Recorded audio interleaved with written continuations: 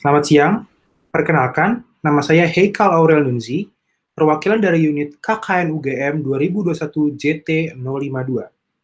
Di video kali ini, saya mempunyai kesempatan untuk membahas program kerja saya yang berjudul Edukasi Good Media and Marketing Management BUMDes Desa Wisata, bersama narasumber yang sangat berpengalaman di bidang media dan marketing. Selamat siang Bapak Hari, izinkan saya untuk membaca profil Bapak terlebih dahulu. Selamat siang.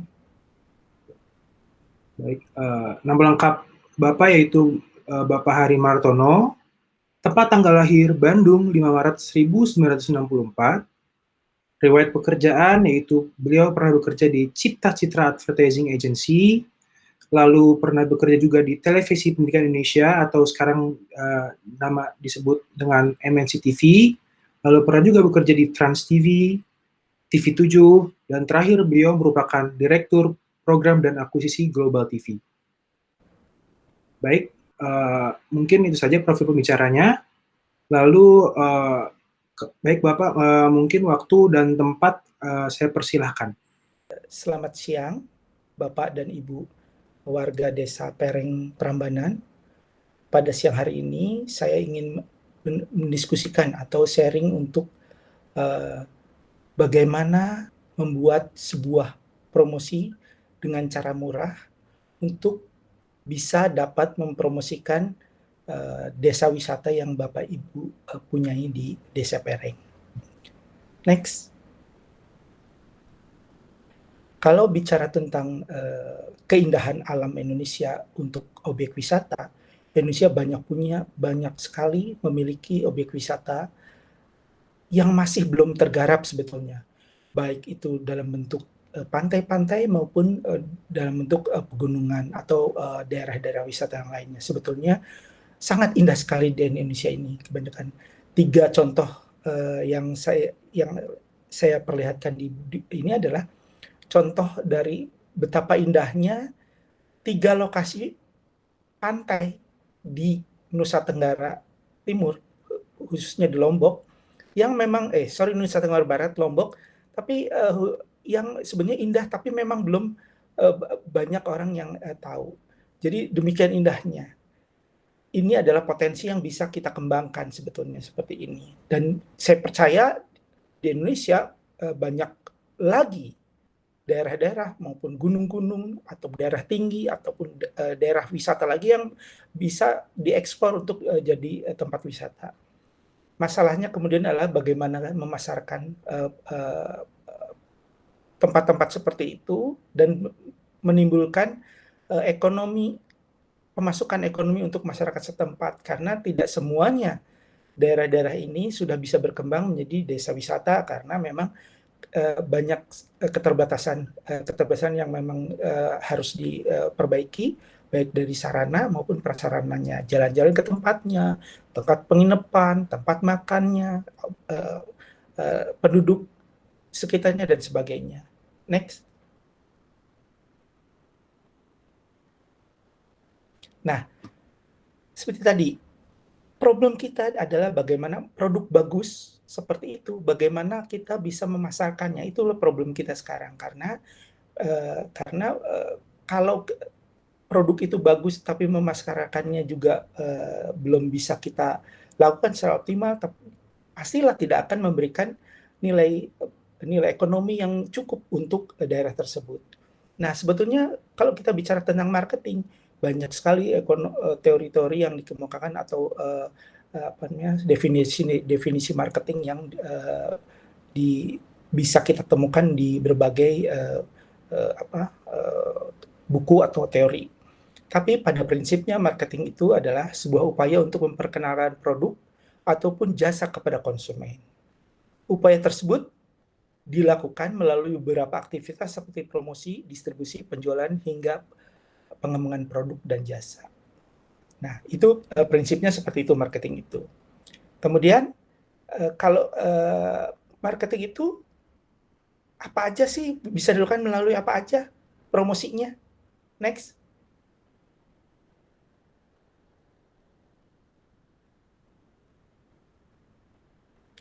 Nah, kalau secara konvensional dalam dunia aktivitas komunikasi pemasaran atau marketing itu, komunikasi marketing dikenal dengan above the line dan below the line. Kemudian berkembang setelah above the line dan below the line sehingga TTL atau through the line. Oke, apa sih above the line? Above the line itu adalah komunikasi pemasaran melalui media massa seperti TV, radio, dan cetak. Nah, inti dari komunikasi pemasaran melalui media ini adalah melalui media massa secara serentak dan menjangkau publik yang luas, publik yang besar. Memang tapi komunikasi pemasaran melalui above the line ini melalui TV, radio itu bisa menjangkau media, menjangkau audiens yang luas, target yang luas, tapi secara serentak, dan ini sangat bagus sekali untuk Indonesia, ada yang terpisah dengan ribuan pulau, tapi kelemahannya adalah memang ini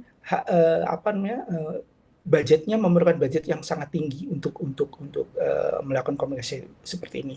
Seperti misalnya kalau kita beriklan melalui TV, satu spotnya itu bisa berpuluh-puluh, bahkan bisa 100 jutaan per satu kali tayang spot. Tapi memang secara efektivitas untuk menjangkau reach-nya bisa dapat, karena kalau dihitung misalnya 10 juta satu kali spot dengan rating hanya satu rating point pun misalnya itu udah ditonton oleh 500.000 orang secara serentak. Tapi memang ini harus dibantu juga dengan below the line. Below the line adalah komunikasi pemasaran untuk secara prinsip adalah komunikasi pemasaran untuk mensasar target yang lebih kecil dan spesifik. Contohnya pakai billboard, pakai flyers, pameran, dan sebagainya. Nah, kalau sebetulnya strategi ini pada awalnya memang terpisah. Jadi komunikasi pemasaran tersendiri, komunikasi melalui media massa tersendiri, kemudian billboard sama flyer tersendiri. Tapi pada perkembangan selanjutnya, kedua tipe komunikasi seperti ini dilakukan secara kombinasi, karena efektivitasnya bakal lebih bagus kalau kita dilakukan kombinasi. Sehingga adalah yang namanya through the line. Jadi kombinasi antara ATL dan BTL. Jadi kalau misalnya below the line ini biasanya lebih rinci, lebih detail. Misal seperti flyer disisipkan dalam koran. Seperti itu. Kita nggak akan terlalu membahas seperti ini karena ini mahal banget. Dan bagaimana misalnya kalau efektif, tapi kalau ini mahal sekali kalau untuk memasarkan sebuah produk yang budgetnya kita sangat terbatas. Jadi ada cara lain sebetulnya. Next. Nah ini, jadi kalau kita budgetnya terbatas, kita nggak bisa punya budget yang miliaran ataupun ratusan juta untuk berkomunikasi, menyampaikan informasi dan promosi melalui media massa, melalui billboard. Apa yang bisa dilakukan?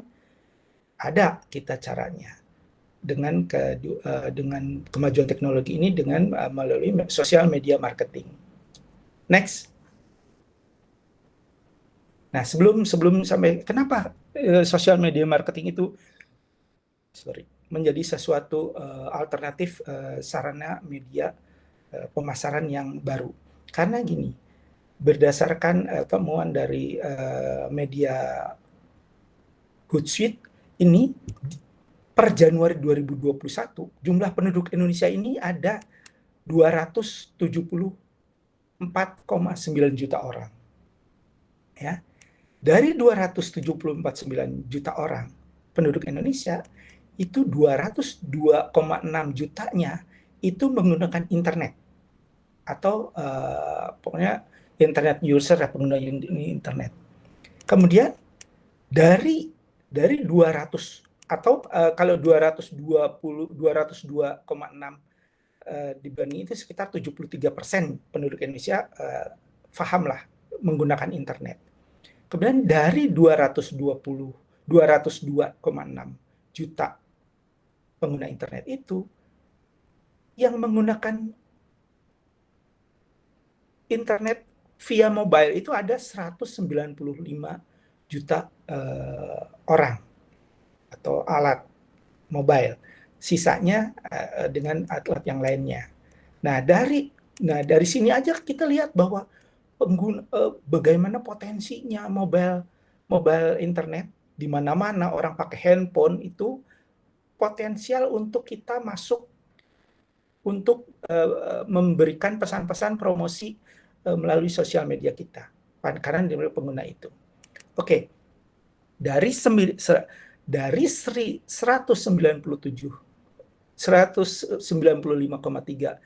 pengguna internet, pengguna mobile itu 170 dari 202 ini 170-nya adalah pengguna sosial media. Ada 170 juta orang pengguna menggunakan sosial media. Dan secara jam dalam itu rata-rata satu orang itu menggunakan media itu 8 jam 52, tapi untuk menggunakan media sosialnya itu ada 3 jam 14 menit. Jadi ada 170 juta orang Indonesia menggunakan punya sosial media, menggunakan sosial media. Dan kalau secara rata-rata jamnya itu 3 jam 14 menit, 1 jam orang Indonesia menggunakan sosial media, bersosial media. Oke, next. Nah, sosial media marketing itu apa sih sebetulnya? Ada sosial media marketing adalah bentuk pemasaran digital yang secara sederhana ya, adalah bentuk pemasaran digital yang menggunakan media sosial dan situs web jaringan untuk mempromosikan suatu produk atau jasa. Platform ini dapat, seperti saya sampaikan di depan, platform ini dapat menjadi alternatif sarana marketing yang mudah dan murah bagi marketer untuk memiliki keterbatasan budget. Seperti tadi saya omongin, ada potensial ada 170 juta orang yang menggunakan sosial media, maka ini ada potensial banget untuk kita untuk memanfaatkannya menjadi platform yang alternatif untuk sarana marketingnya secara mudah dan murah, karena ini gampang sekali sebetulnya secara untuk mempromosikan sebuah produk melalui media sosial.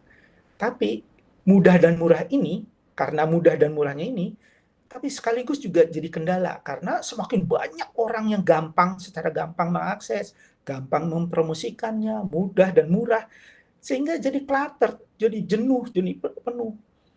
Semua orang bisa mengakses ini.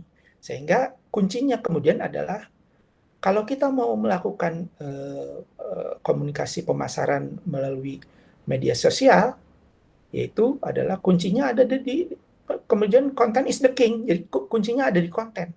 Kontennya harus menarik, proper, menarik, dan juga terencana. Sehingga kontennya kita itu akan dilirik orang untuk menjadi viral. Proper, menarik, dan terencananya ini bukan hanya di dalam fotonya, bukan hanya videonya, bukan hanya di captionnya, bukan hanya juga sekedar di narasinya, tapi secara keseluruhan. Pilihan warnanya, kesempurnaan pengambilan, konsepnya terutama ini, itu juga menjadi penting. Content is the king. Oke, social media marketing itu bisa kita lakukan melalui apa aja? Next. 1, Instagram. Ya, ada beberapa banyak sih, tapi kita mulai satu-satu aja ya. 1, Instagram. Program Instagram ini ya semua orang familiar lah dengan Instagram. Sekarang banyak orang udah ikut juga mempromosikan produk di Instagram.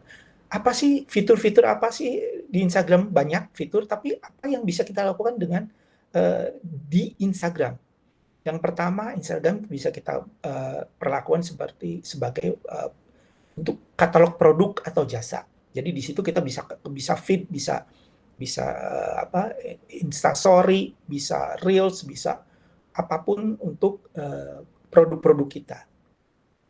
Nah, tapi itu aja kan nggak menarik. Karena tadi seperti tadi harus menarik ya. Berarti memang komunikasinya harus direncanain. Jadi kalau kita mau bikin Insta Story atau Reels tentang produk kita, ya harus direncanakan secara benar-benar menarik, efektif komunikasinya, dan apa yang gampang, yang harus bisa bikin orang menoleh. Kalau orang udah bisa menoleh, bisa jadi viral nanti. Kemudian selain Instagram Story atau Reel, kita juga bisa menggunakan public figure, atau kalaupun tidak men-tag public figure, misalnya kalau kalau kalau men-tag ke public figure, komunitas atau acara TV misalnya ya, kalau kita punya produk desa wisata misalnya, ya kita bisa Instastory kita ataupun uh, IG IG kita atau reel kita itu bisa ditagkan ke public figure yang memang dia jadi host di program jalan-jalan misalnya, atau kita ke komunitas di tag ke komunitas sepeda, atau ke acara TV juga pun punya ada acara. Mudah-mudahan itu bisa menjadi makin melebarkan apa yang akan kita komunikasikan dengan produk kita. Fitur lain yang bisa kita, atau aktivitas yang lain yang bisa kita lakukan ada digital activation. Digital activation ini kita bisa bikin games atau quiz berhadiah misalnya, atau kita juga bisa bikin bikin watch and win misalnya. Jadi kan sekarang di Instagram bisa ada video itu, di belakangnya bisa dikasih caption untuk saksikan dan ada hadiahnya misalnya. Itu di digital activation bisa kita lakukan seperti itu. Dan yang kalau tidak kalah penting sebetulnya, kita bisa menggunakan influencer untuk menjual produk kita.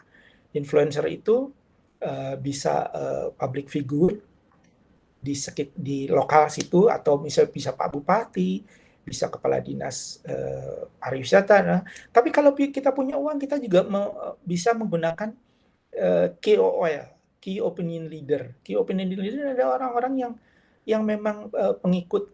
Jadi ada di ini influencer itu ada yang ada secara profesional mengkhususkan diri ke dalam bidang-bidang target tertentu. Misalnya jadi influencer khusus pariwisata, atau key opinion leader pariwisata, ada yang key opinion leader KOL untuk games, ada KOL tentang mobil, otomotif, ada KOL tentang sport dan sebagainya.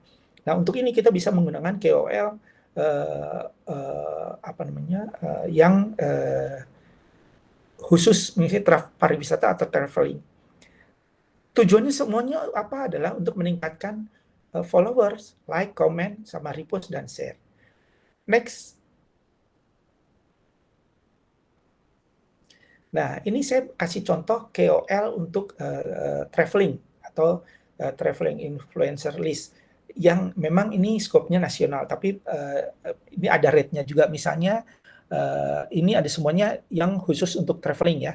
Misalnya ada Firsa Besari. Firsa Besari itu followersnya ada 3.796.000.000. 3.796.000.000 ya. Nah, rate-nya di situ 10 juta itu untuk apa? Untuk dia kalau kita mintakan untuk satu kali post foto dan instastory itu harganya segitu. Mahal? Enggak, ini lebih murah dibanding kalau kita menggunakan media promosi yang konvensional tadi, yang pakai TV. Nah itu. Nah, tapi memang ini rate-nya mahal untuk nasional. Jadi mungkin kalau kita masih ini juga belum punya keperluan untuk nasional, ya udah pakai KOL lokal aja di sini, di nomor misalnya di nomor 10 itu ada Jogja Explore Jogja, itu username-nya. Itu juga untuk Jogja, tapi saya yakin mungkin di daerah Prambanan ada KOL lokal yang justru followernya banyak, karena dia udah lebih populer untuk orang-orang sekitar lah, paling nggak di Provinsi Jawa Tengah misalnya, itu bisa digunakan untuk membantu mempromosikan desa wisata Pereng Prambanan. Next. Oke, media sosial lain yang bisa digunakan adalah Facebook. Nah, seperti kita ketahui, Facebook kan kita bisa bikin Facebook group atau fanpage. Kemudian juga sama ini bisa di-tag public figure, komunitas, atau acara TV ini sama. Jadi kalau kita melakukan aktivitas men-tag itu, mudah-mudahan ada yang tertarik untuk nge-repost atau nyolek atau apapun, sehingga bisa lebih luas lagi. Dan jangan lupa di Facebook itu harus selalu update statusnya, karena kalau enggak nanti nggak akan dilihat.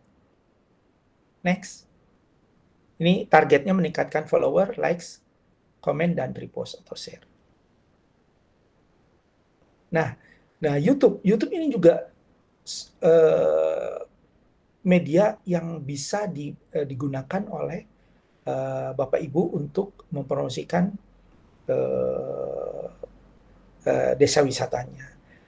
Bisa bikin YouTube channel sendiri, kemudian kontennya seperti tadi disampaikan, content is the king, jadi memang harus bikin konten yang selalu menarik. Kemudian jangan lupa juga ini ada sebenarnya ada teknik bisa bayar ataupun juga nggak bayar sih sebetulnya.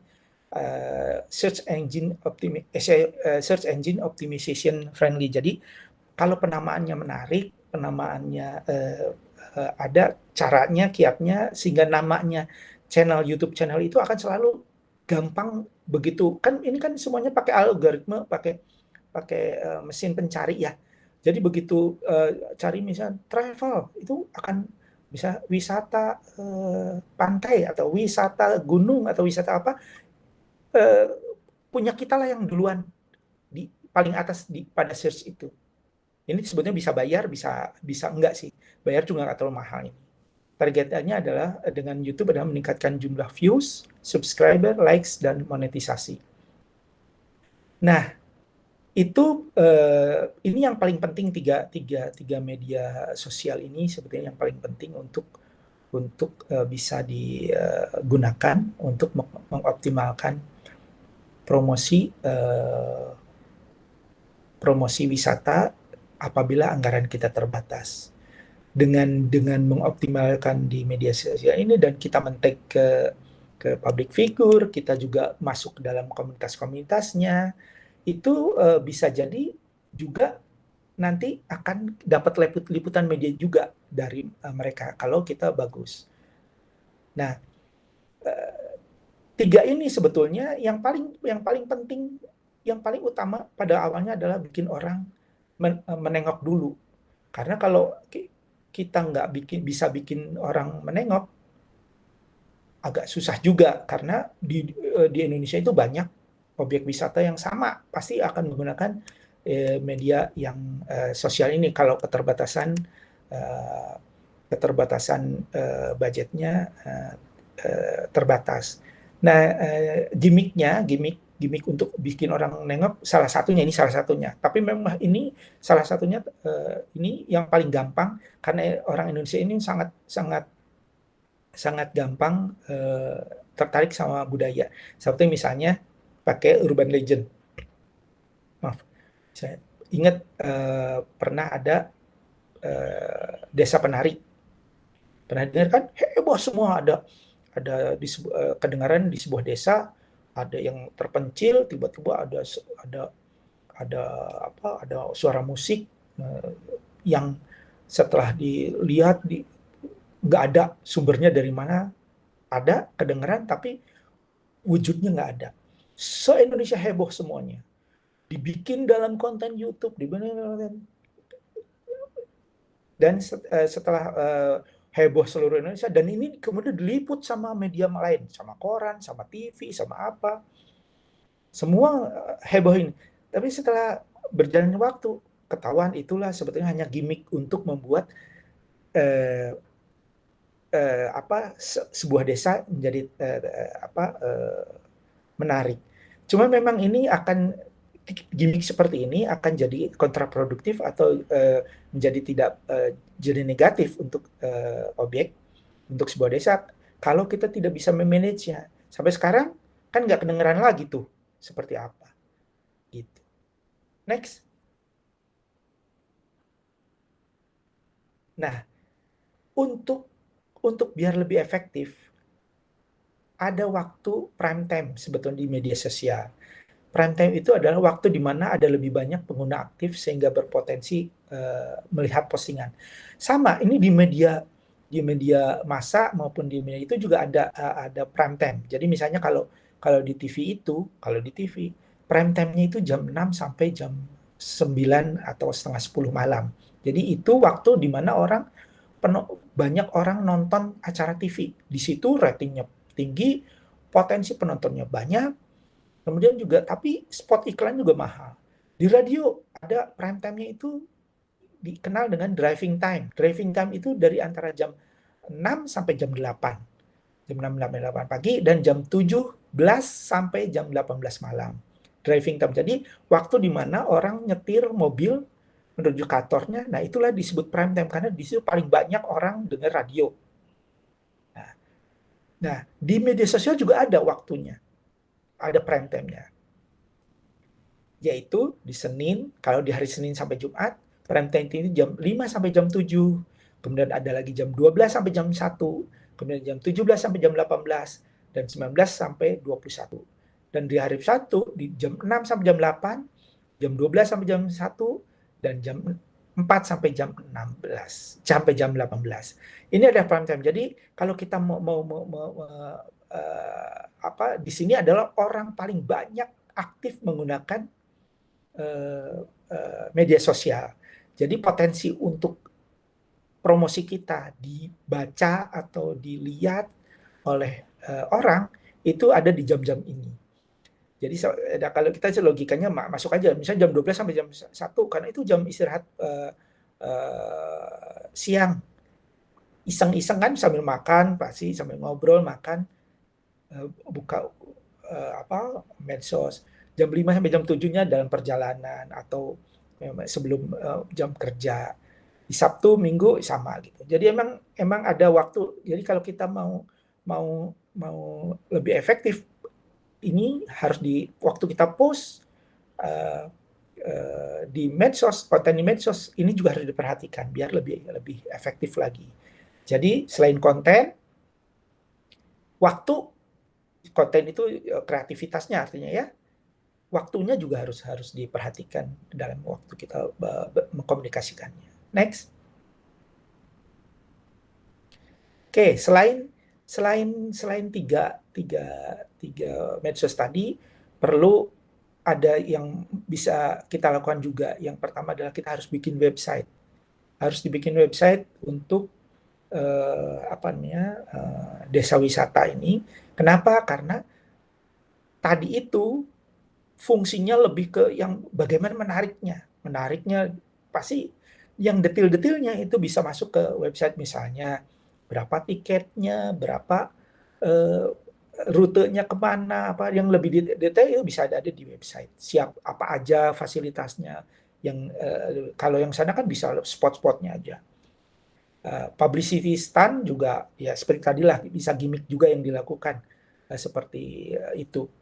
Kemudian spot yang unik, Instagramable atau word of mouth ini kita bisa diadakan di spot-spot sana, misalnya untuk ada banyak desa yang kalau di atas pegunungan itu disebut desa awan karena memang di awan itu sepertinya ada di bawah. Di situ dibikin spot yang Instagram sehingga banyak orang berfoto di situ, kemudian diupload di situ, dan itu akan menjadi getok ular kemana-mana. Nah ini juga potensi untuk diliput media lain juga besar kalau udah punya itu. Ada bikin bisa bentuknya ada daerah wisata yang pakai misalnya kursinya dari dari cangkir yang terbalik, dari yang apa-apa pokoknya bisa dipikirin lah itu seperti ini. Seperti itu mungkin mudah-mudahan nggak apa ada manfaatnya. Terima kasih.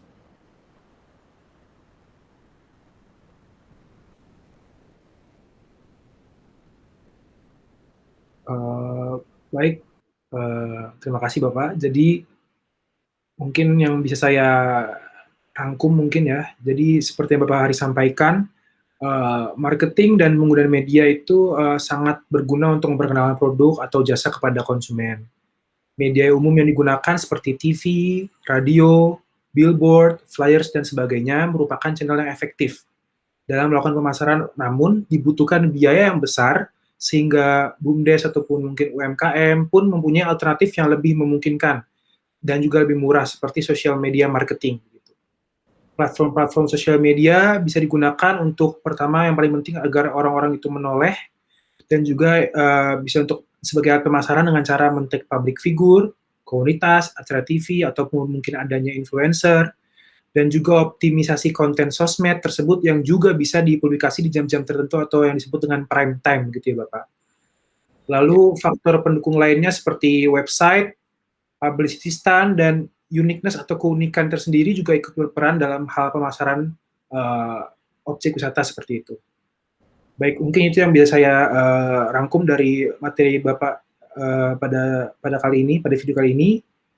Terima kasih Bapak atas waktunya dan juga Sama-sama, terima kasih juga. ya, terima kasih atas pengetahuan tentang media dan marketing yang sangat bermanfaat dan semoga video ini atau video webinar ini mungkin bisa membantu BUMDes desa wisata atau desa Pereng lebih maju dan berkembang gitu ya Bapak. Terima kasih. Selamat Baik, siang. mungkin ya selamat siang Bapak. Terima kasih Bapak.